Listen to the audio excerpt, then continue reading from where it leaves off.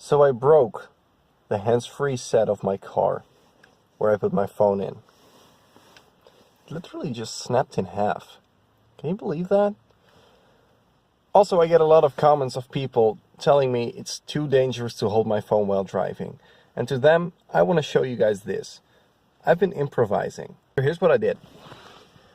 I borrowed a little tripod from my little brother, and I taped it to my dashboard. It works, sometimes it falls, and then I need to tape it back on, but ultimately it works.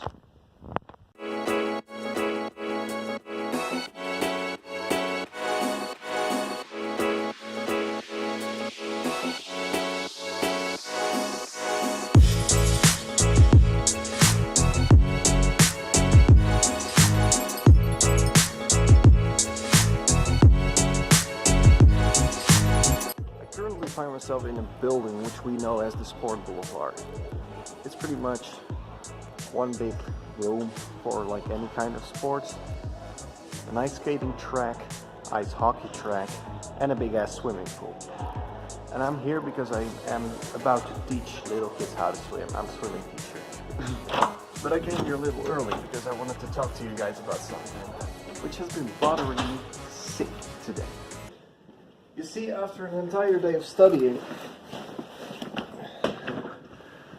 I really want to get myself some relaxation. And one of the ways I relax is playing the guitar, obviously. The channel started out as my guitar channel. But the second thing I've been doing recently, I'm planning my vacation. I'm going to Hungary in 2 weeks. I'm going there a lot, but this time I'm going with a friend of mine. And we want to rent a car because that's way easier transporting in that country than using public transportation because it ain't shit over there. Now, renting a car shouldn't be such big of a deal, but that's where you're wrong. Renting a car, especially when you're younger than 25 years old, is a tremendous pain in the ass. And here's why. If you're under 25 or even under 30 for some car rental companies, the company will charge you with an additional amount of money, which is totally logical. I can totally get that. But the big problem is not in the extra cost, because even with the extra cost, some cars can be cheap. I mean, let's be honest, there's this car I found and I can rent for 60 euros a week. That's not that much of money.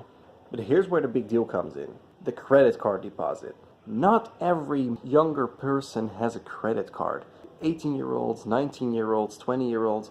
It's not that easy to get a credit card at that age, because you simply don't have a job which pays enough for the bank to trust you with one of their credit cards. Now here's the second fun part. I do happen to have a credit card.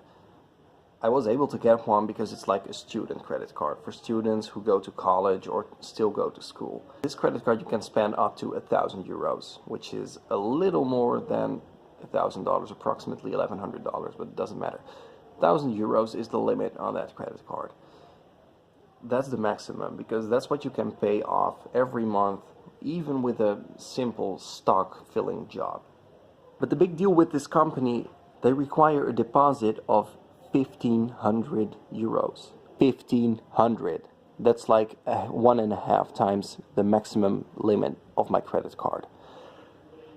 Now that's not big a deal, because even that can be solved by putting a deposit on your own credit card, which can be used as a deposit for the car rental company, by actually putting money on your credit card. So I need to deposit 500 euros on my own credit card in order to make the deposit for the car rental company. So it can be solved, but it's such an abnormal big amount of money.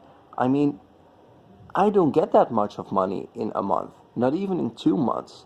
I need to set aside my entire month's salary for about 2.5 months in order to get the deposit only. And then I still need to pay for gas, I still need to pay for the car itself, I still need to pay for groceries for the week I'm going there. It's just so much money. Everything is getting so expensive and it's getting out of hand. Also, look at this.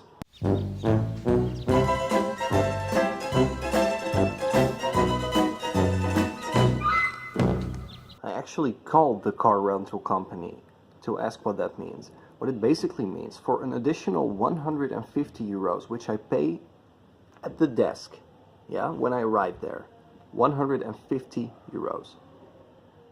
There's no deposit needed because the insurance covers everything if something happens. Everything is covered. If I wreck the car, like, totally, they will cover the entire thing.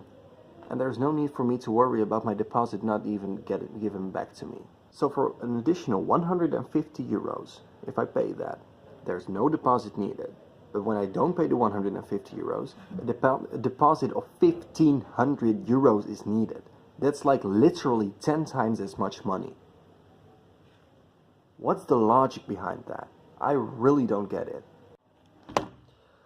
Also, it's time for me to go. It's 6:45 and I gotta be downstairs in 15 minutes at the edge of the pool for my kids, who are probably going to be waiting on me. Now it's time to get dressed. Swimming class starts in 4 minutes. 4 minutes. So I'm kind of in a hurry.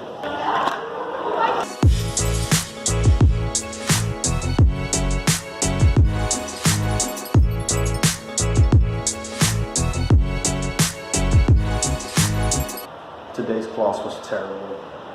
Not a single kid would listen to a single word I said. Went swimming myself too. That was great. Now getting dressed again.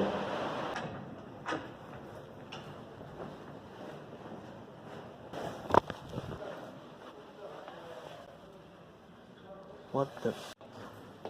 Yeah. I'm gonna give up on this hair.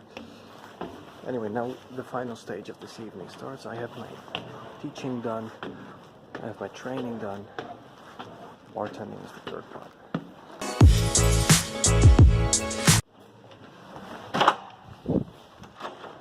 All set and done. Now going home. It's 9:30.